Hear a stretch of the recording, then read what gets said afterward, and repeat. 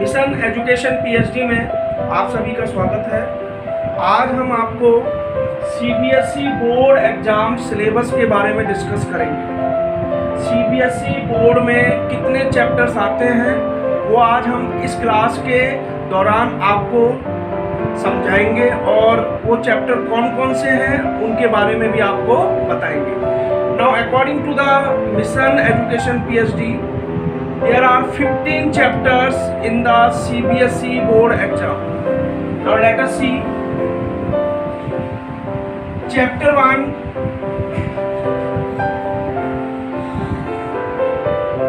real numbers।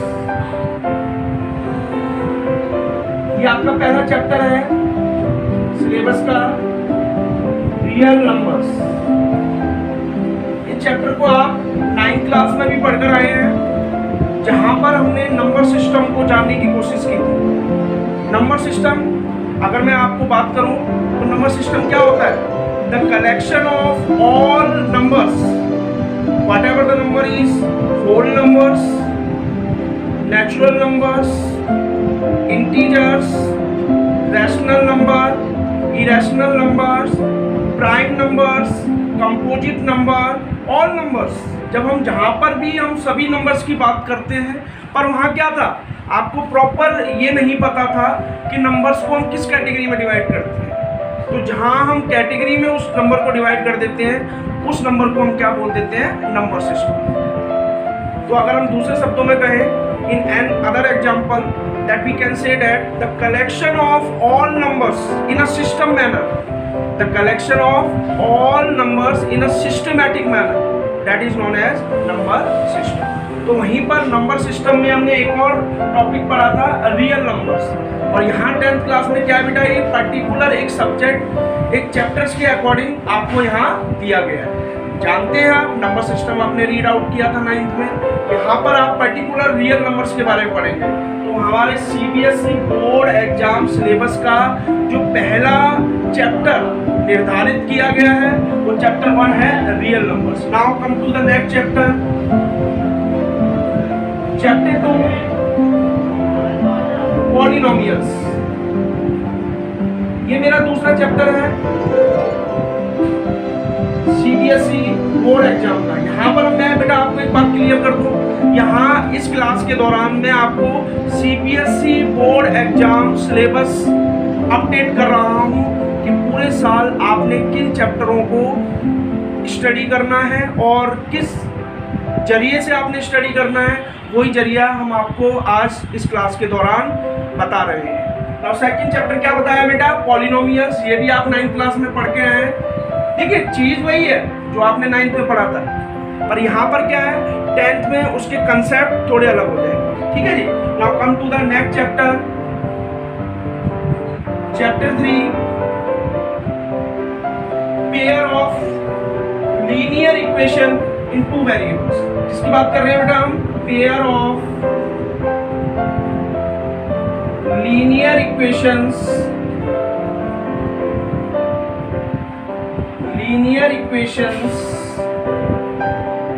इन 2 variables.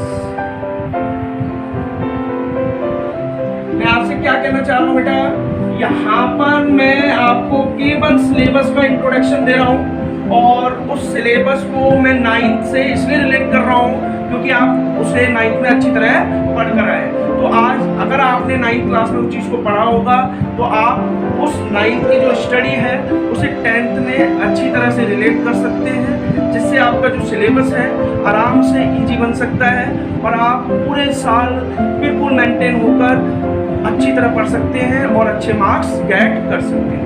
तो next chapter क्या है बेटा? Chapter 4 quadratic equation.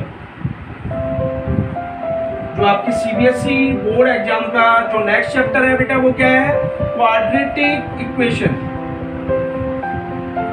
इक्वेशन भी आपने कहीं ना कहीं पढ़ी है। इक्वेशंस क्या होते थे? जहां पर कोई भी एक्सप्रेशन 0 के बराबर हो जाए, जहां पर कोई भी एक्सप्रेशन 0 के इक्वल हो जाए, वहां हम किसकी बात करते थे? इक्वेशन। यहाँ क्वाड्रेटिक वर्ड थोड़ा सा ऐड हुआ है। 9th क्लास में आपने क्वाड्रेटिक पॉलिनोमियल पढ़ा था। क्वाड्रेटिक पॉलिनोमियल क्या होता था? जहां पर डिग्री 2 होती थी, जहां पर इक्वेशन क्या बनती थी? ax² plus bx plus c। ये आपने क्वाड्रेटिक पॉलिनोमियल पढ़ा था, जहां पर a b c हमारे क्या होते थे? रियल नंबर्स होते थे। a b c क्या होते थे? Real numbers. और जो x की पावर 2 है, इसका मतलब क्या है? ये पावर 2 जो है वो डिग्री को डिनोट कर रही है, और यहाँ पर a नॉट इक्वल टू 0 होता था, मतलब a की वैल्यू 0 नहीं होती थी। ये हमने थोड़ा सा चैप्टर 4 क्वाड्रेटिक इक्वेशन के बारे में समझाया। Now next chapter, chapter 5, arithmetic progression. Arithmetic progression. आराम से आप ध्यान से देखिए बेटा क्या आपको बोला जा रहा है और किस हिसाब से आपको समझाया जा रहा है। इसके बाद नेक्स्ट चैप्टर क्या है बेटा? Chapter 6। Come to the next chapter, that is chapter number 6, triangles.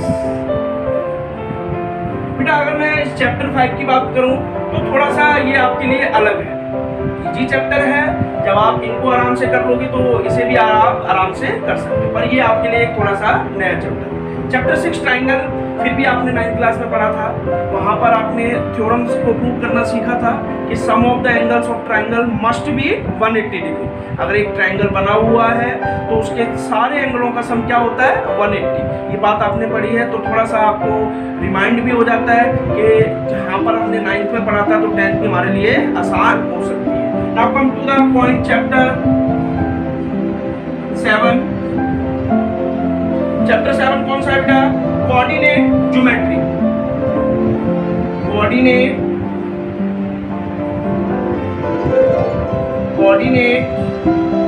Geometry. Coordinate geometry, यहाँ पर मैं ज्योमेट्री के बारे में बात करूंगा। ज्योमेट्री वर्ड से बच्चे बड़े नर्वस होते हैं, बड़े परेशान होते हैं, बड़ा मुश्किल लगता है उन्हें। ज्योमेट्री बेटा मुश्किल नहीं है, अगर आप इसको स्टेप बाय पढ़ रहे हो, इनके रूल कंसेप्ट अगर आपको याद है तो ज्योमेट्री में कहीं भी आपको परेशानी नहीं होगी। बात हम करें कोऑर्डिनेट की, तो कोऑर्डिनेट आप 9th क्लास में भी आपने ग्राफिकल रिप्रेजेंटेशन किया था, पॉइंटों को प्लॉट करना सीखा था, जहां पर आप एक्स एक्सिस और वाई एक्सिस पर पॉइंट्स को प्लॉट करते थे। अगर आपको याद हो तो एक्स एक्सिस को हम एब्सिसा बोलते थे, वाई एक्सिस को हम ऑर्डिनेट बोलते थे, और दोनों एक्स एक्सिस और वाई एक्सिस का जो इंटरसेक्टिंग पॉइंट होता था उसको हम ओरिजिन बोलते थे। तो थोड़ा बहुत कुछ आपको याद आ गया होगा। तो हम इन दोनों वर्डों को मिलाएं तो आपका 10th मैथ्स का जो नया चैप्टर 7 बनता है वो क्या बनता है बेटा? Chapter 7 coordinate geometry. Now come to the next chapter, chapter 8।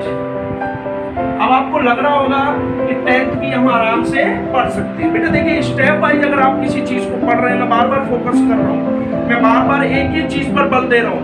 आप सिस्टमेटिक किसी चीज को पढ़िए, जैसे कि अभी मैं नंबर सिस्टम को भी बताया था मैंने कि हम किसी भी नंबर्स को जब हम सिस्टम में मिला देते हैं नंबर सिस्टम बनता है। तो ऐसे ही अगर आप किसी भी अपने टॉपिक्स को एक सिस्टम वाइज पढ़ेंगे तो मेरा मानना है और मैं आपसे उम्मीद भी करता हूँ कि आप CBSE बोर्ड एग्जाम में ज़्यादा से ज़्यादा मार्क्स लेकर अपने भविष्य को आगे की तरफ बढ़ाएंगे। Now come to the chapter 8, introduction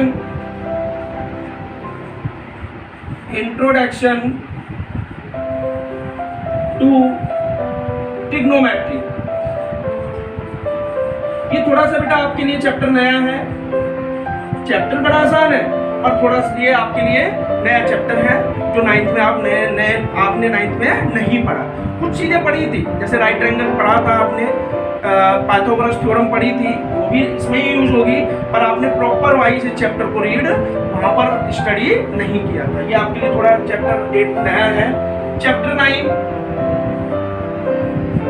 9 की अगर हम बात करें बेटा, CBSE 10th मैथ सिलेबस में चैप्टर 9 क्या है हमारा? Some application of trigonometry. Some application of trigonometry. Geometry. ठीक है जी, तो अब तक हमने 9 चैप्टर डिस्कस किए। Now come to the next chapter, that is chapter 10। Chapter 10 क्या है बेटा? सर्कल्स। ये भी आप 9th में पढ़कर आए हैं। The collection of all points in a circular region from a fixed point at a from fixed distance is known as circle. ये डेफिनेशन अगर आपने पढ़ी हो तो आपको समझ आ जाएगा। फिक्स पॉइंट को हम क्या बोलते थे? वहां पर सेंटर ऑफ सर्कल बोलते थे। क्या बोलते थे बेटा? सेंटर ऑफ सर्कल बोलते थे। जो फिक्स डिस्टेंस था उसको हम क्या बोलते थे? रेडियस ऑफ अ सर्कल बोलते थे। क्या बोलते थे? रेडियस ऑफ अ सर्कल बोलते थे। तो आपने 9th क्लास में भी सर्कल को रीड किया था। हमने 9th क्लास में कुछ थ्योरम्स भी पढ़ी थी। ये चैप्टर का थोड़ा सा इंट्रोडक्शन दे रहा हूँ बस। वहां पर हमने क्या पढ़ा था? Prove that equal chords subtends equal angles at the center of circle। कि मतलब दो इक्वल कोर्स हैं तो वो सर्कल पर इक्वल एंगल सबटेंड करती है। ये बात बड़ी अच्छी तरह से हमने प्रूव करना भी सीखा था 9th क्लास में। तो यही हमारा चैप्टर 10 है, circle. Now come to the point, chapter 11। Chapter 11 constructions. ये भी हमने 9th क्लास में किया था बेटा, और बड़े ही अच्छी तरह से किया था। चैप्टर 11 कौन सा था? कंस्ट्रक्शन। कंस्ट्रक्शन में हमने 90 डिग्री बनाना सीखा था, इक्विलेटरल ट्रायंगल बनाना सीखा था with the help of ruler and compass.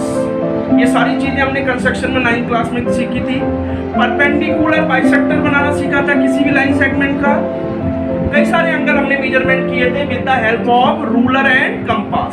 और हमने डी से, जिसको हम डी भी बोल देते हैं, डी से भी हमने बनाना सीखा था। तो ये बात हमने, कंपास और डी दोनों डिफरेंट थिंग है, ठीक है जी, प्रोटेक्टर बोलते हैं। इनकी मदद से हमने कंस्ट्रक्शन की थी 9th क्लास में। बड़ा इजी लगा था। यही चीज, वही कंसेप्ट 9th के हमने 10th में हम ऐड करेंगे और ये चैप्टर आपके लिए आसान है। Now come to the point, chapter 12। According to the CBSE board exam syllabus of 10th maths, the chapter 12 is areas related to circle. Areas related to circles. मेरे CBSE बोर्ड एग्जाम में जो next chapter है वो कौन सा है बेटा? Areas related to circle. मतलब सर्कल हमने पढ़ा, यहाँ पर एरिया निकालेंगे। जैसे कोई भी क्लोज फिगर है, द क्लोज फिगर क्या होता है? कोई भी, जैसे मान लीजिए क्वाड्रिलेटरल है, सारे एंगलों का सम अनइक्वल होता है। ट्रायंगल है, सारे एंगलों का सम 180 होता है। तो ये क्या, सारी क्लोज फिगर्स है। क्लोज फिगर का मतलब ये कहीं ना कहीं लाइन सेगमेंट से बाउंडेड है। जैसे हम क्वाड्रिलेटरल की बात करें तो ये 4 लाइन सेगमेंट से बाउंडेड है। ट्रायंगल की बात करें तो ये 3 लाइन सेगमेंट से बाउंडेड है। तो यहाँ पर हम जो फाइंड करेंगे सर्कल्स के रिलेटेड एरिया, मतलब फॉर्मूले। जैसे एरिया क्या होता है? जो अंदर का हिस्सा होता है। जो मान लीजिए हम सर्कल की बात करते हैं तो सर्कल के अंदर जितना भी एरिया कवर हो रहा है that is the area. Circumference क्या होता था? सर्कल की लेंथ। अगर हम सर्कल की लेंथ को मेजर करते हैं तो दैट इज द सरकमफ्रेंस। तो ये फॉर्मूले थे। जैसे एक आधा फॉर्मूला मैं आपको बताने की कोशिश करूं। एरिया ऑफ सर्कल क्या होता था? Pi r square. Circumference of circle क्या होता था? 2 पाई आर। तो ये क्या है, कुछ आपको हिंट मिल गई होगी कि areas related to circles. That things I am talking about according to CBSE board exam syllabus. Now come to the next chapter, that is chapter number 13. Chapter number 13. This is surface areas and volumes. Surface area and volume. ये भी आपने 9th में पढ़ा था। इसको it is the part of mensuration. Surface area में हम 2 area पढ़ते हैं, CSA और DSA। CSA क्या होता है बेटा? Curved surface area. DSA क्या होता है बेटा? Total surface area. और यहाँ वॉल्यूम की बात करते हैं। वॉल्यूम का मतलब होता है कैपेसिटी। मान लीजिए आपके पास एक बाल्टी है, एक एग्जांपल समझा रहा हूँ। बाल्टी में पानी रखा हुआ है, कितनी क्वांटिटी वो बाल्टी में पानी की है that is the volume. 2 litre है, 3 लीटर है, 4 लीटर है, that is the measurement of water. or you can say that is the quantity of water that can hold by the balti। Hindi में बोल सकते हैं हम बाल्टी, और you can say in English the amount of water contains by the container. Container means बाल्टी। तो यहाँ पर हमने किसकी बात करी बेटा? Surface area and volumes. CS से मैंने अभी क्या समझाया, मान लीजिए आप एक एग्जांपल लीजिए, जैसे एक कमरा है, कमरा की चारों दीवारों की अगर हम बात करें, जो वॉल्स उसमें लगी हुई हैं, तो वहां पर हम सीएसए बोलते हैं। और टीएसए का मतलब है उन चारों दीवारों को भी मिला दीजिए, ऊपर का टॉप भी मिला दीजिए और नीचे का बॉटम भी मिला दीजिए। दैट इज द टीएसए, मतलब टोटल सरफेस एरिया, मतलब पूरा जितना भी सरफेस एरिया ऑक्यूपाई कर रहा है, दैट इज द टीएसए। और सीएसए तो मैंने अभी बताया, केवल 4 दीवारों का मेजरमेंट सीएसए कहलाता है। और वॉल्यूम में मैंने आपको क्लियर किया, तो कहीं ना कहीं आपको 9th का जो मेमोरी है, रिकॉल है, वो आपको थोड़ी सी याद आ गई होगी। तो आप 10th में चैप्टर 13 आसानी से कर सकते हैं, that is surface areas and volume. Now next chapter 14 कौन सा है बेटा? स्टैटिस्टिक्स। स्टैटिस्टिक्स ये मेरा चैप्टर नंबर 14 है, स्टैटिस्टिक्स। स्टैटिस्टिक्स में मैं भी आप 9th क्लास में पढ़ा है, क्योंकि देखिए बेटा, आपने अगर 9th क्लास में अच्छी चीजें पढ़ी होंगी, अच्छी तरह से पढ़ा होगा, तो आपको 10th में कहीं भी मुश्किल नहीं आएगी। मैं बार बार इस बात पर फोकस कर रहा हूँ, और आपको जो मैं चीजें सिलेबस के माध्यम से बताना चाह रहा हूँ, वो आपको थोड़ा समझ में भी आ रहा होगा। 9th क्लास में आपने सेंट्रल टेंडेंसी पढ़ा था। सेंट्रल टेंडेंसी को मेजरमेंट करने के लिए हम 3 चीजों की जरूरत पड़ती थी, मीन, मीडियन एंड मोड। ये 3 सेंट्रल टेंडेंसी थी जो हमने 9th क्लास में स्टडी किया था, मीन, मीडियन एंड मोड। ठीक है जी, ये थोड़ा सा मैंने आपको स्टैटिस्टिक्स का इंट्रोडक्शन दिया। Now come to the last chapter, that is chapter number 15। Chapter 15 कौन सा है बेटा? प्रोबेबिलिटी। प्रोबेबिलिटी, प्रोबेबिलिटी का मतलब क्या है बेटा? ये भी आप 9th क्लास में पढ़कर आए हैं, और बड़ी अच्छी तरह से पढ़ा था आपने।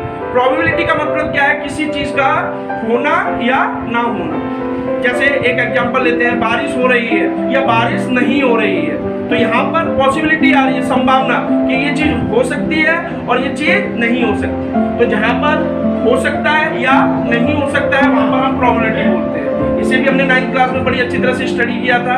और एक और एग्जांपल, मेरा लास्ट टॉपिक, मैं 2 मिनट और इस इंट्रोडक्शन को आपके साथ शेयर करूंगा। प्रोबेबिलिटी में जैसे मान लीजिए हमने एक सिक्का उछाला, सिक्का उछालने पर या तो हेड आएगा या टेल आएगा। In English language we can say that a coin is toss once, whatever I am talking to you, a coin is toss once, there are the 2 total outcome, that is head और tail. तो जहां पर भी हम head और tell की बात कर रहे हैं, that is the probability, that is the possibility. जहां पॉसिबिलिटी वर्ड आएगा कि हो सकता है या नहीं हो सकता, तो वहां पर क्या आएगा? प्रोबेबिलिटी आएगा।